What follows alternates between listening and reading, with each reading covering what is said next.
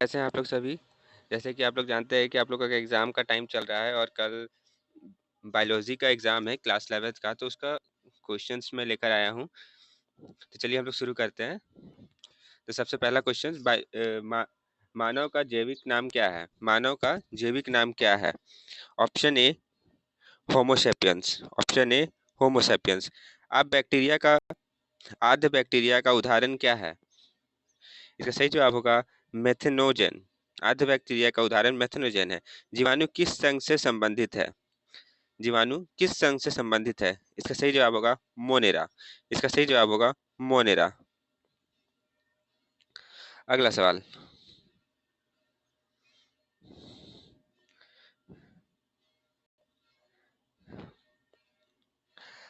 आस्ट्रेलियांगो तथा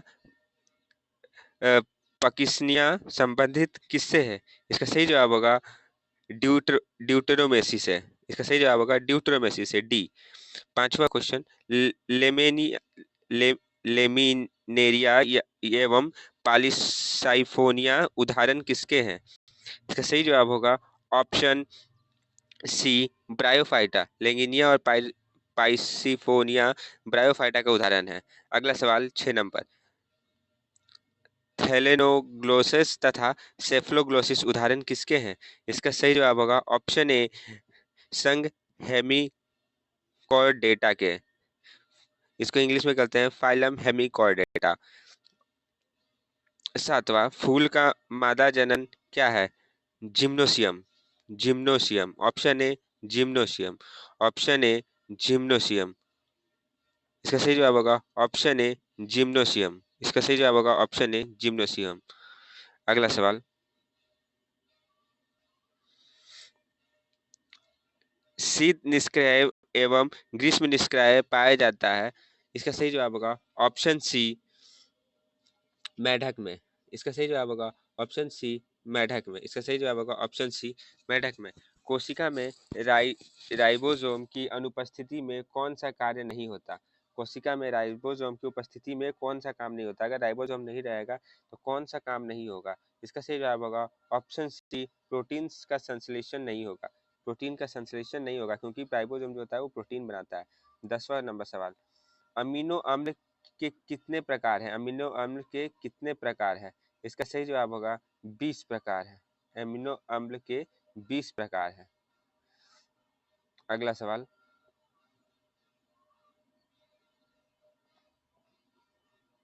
कोशिका कोशिका चक्र की दो मूल प्रा, प्रावस्थाएं होती है। कोशिका मूल की दो प्रावस्थाएं होती है, कौन कौन सी? इसका सही जवाब होगा ऑप्शन ए अंतराव्यवस्था एवं सूत्री विभाजन। इसको इंग्लिश में बोलते हैं interphase and mitosis phase. Interphase and mitosis phase. Question number 13। अंतराव्यवस्था को कितने प्रावस्थाओं में बांटा गया है? इसका सही जवाब होगा ऑप्शन सी 3 प्रावस्थाओं में, मतलब 3 फेज में बांटा गया है। 14 नंबर सवाल। अंतरावस्था को क्या कहा जाता है? इसको कहा जाता है रेस्टिंग फेज। इंग्लिश हिंदी में कहा जाता है विश्राम प्रावस्था। ऑप्शन ए 14 का ऑप्शन ए सही जवाब होगा। अगला सवाल 15। संश्लेषण प्रावस्था में क्या होती है? इसका सही जवाब होगा ऑप्शन ए डीएनए एवं संश्लेषण एवं इसकी प्रकृति होती है। प्याज में कितने गुणसूत्र होते हैं? प्याज में कितने गुणसूत्र होते हैं? ऑप्शन ए 16 गुणसूत्र होते हैं। ये सभी को सवाल कल एग्जाम में आएंगे, इसके बाहर का एक भी नहीं आएगा, ये गारंटी मैं देता हूँ। Question number 17। सूत्री विभाजन में कितने अवस्थाएं होती है? इसका सही जवाब होगा 4। सूत्री अवस्था में 4 विभाजन होती है, 4। अगला सवाल।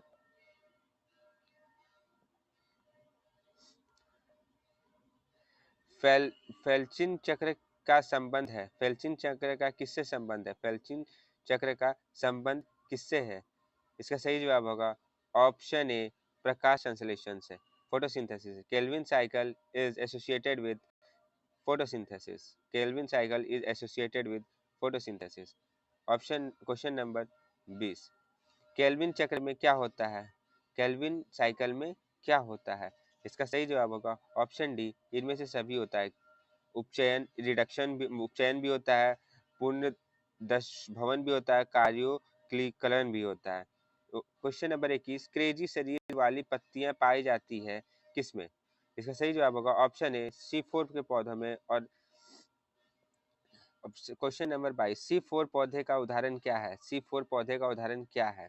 C4 जो होता है वो कार्बन साइकिल होता है। कार्बन साइकिल 4 का उदाहरण क्या है?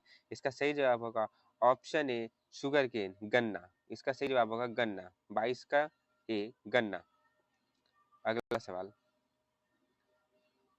ये तो हम लोग देख लिया हम लोगों ने कि इसका होगा गन्ना। 23 नंबर सवाल, निम्नलिखित में कौन सी प्रक्रिया ऑक्सीजन का प्रत्येक उपयोगी करती है? कौन सा ऑक्सीजन का प्रत्येक उपयोगी करती है? तो इसका सही जवाब होगा ऑप्शन डी इलेक्ट्रॉन परिवहन। क्वेश्चन नंबर 24, इलेक्ट्रोलिसिस में ग्लूकोज की वायवीय ऑक्सीजन में कुल कितने प्रति होते हैं? इसका सही जवाब होगा ऑप्शन बी 8 होते हैं। 8 एटीपी बनाती है, 8 एटीपी बनाती है। ग्लाइकोलिसिस में ग्लूकोज जो होती है वो वायवीय ऑक्सीकरण करके 8 एटीपी का फॉर्मेशन करती है, मतलब 8 एटीपी बनाती है। क्वेश्चन नंबर 25, जब प्रोटीन का उपयोग श्वसन क्रियाधार के रूप में किया जाता है तब श्वसन गुणांक लगभग होता है, कितना होता है? इसका सही जवाब होगा ऑप्शन सी 0.9 होता है, 0.9 होता है। कोशिका श्वसन कितने प्रकार के होते हैं? कोशिका श्वसन कितने प्रकार के होते हैं? सेलुलर रेस्पिरेशन कितने प्रकार के होते हैं? इसका सही जवाब होगा ऑप्शन बी 2 प्रकार के होते हैं। अब एनारोबिक रेस्पिरेशन टेक प्लेस, अवायवीय श्वसन किसमें होता है? अवायवीय श्वसन साइटोप्लाज्म, न्यूक्लियोप्लाज्म, राइबोसोम या इनमें से कोई नहीं? कोशिका द्रव में, केंद्रिक द्रव में, राइबोसोम में या इनमें से कोई नहीं? इसका सही जवाब होगा ऑप्शन ए, सही जवाब होगा ऑप्शन ए कोशिका में होती है। अवायवीय कोशिका द्रव में होती है, साइटोप्लाज्म में होती है। 29 नंबर सवाल, ग्लाइकोलिसिस का संबंध किससे है? इसका सही जवाब होगा श्वसन से, ऑप्शन ए श्वसन से। 30 नंबर सवाल, श्वसन श्वसन गुणांक होता है और ए से मुक्त हुई CO2 का आयतन बटा में उपयोग में लाई गई CO2 का आयतन। श्वसन जो होती है वो मुक्त हुई CO2 का आयतन बटा में उपयोग में लाई गई O2 का आयतन। तो ये हम लोगों ने देख लिया। अब जल्दी से स्पीडली हम रिवीजन मार देते हैं कि किसका क्या क्या होगा। फिर से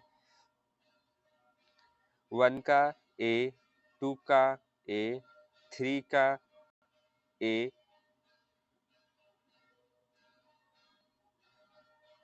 4 का नहीं दिया, 4 का मैं आप लोगों को बता दे रहा हूँ। 4 का डी होगा, 4 का डी, 4 का डी, अच्छा नीचे दिया हुआ है, 4 का डी होगा। 5 का सी, 6 का ए, 7 का ए,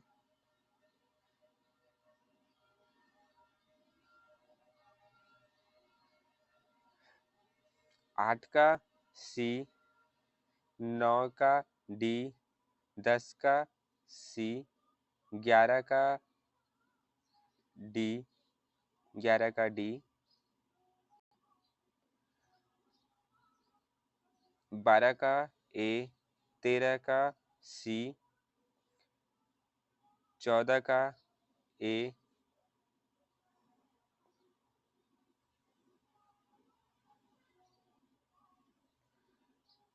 15 का ए, 16 का ए, 17 का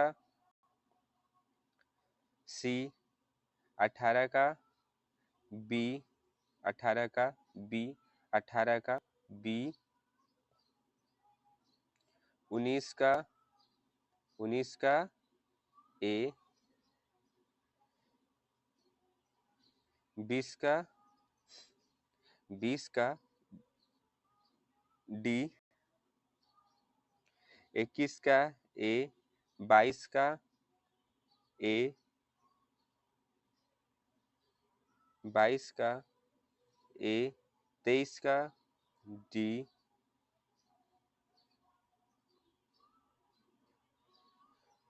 23 का डी, 24 का बी, 25 का छूट गया था, 25 का बी, 26 का सी,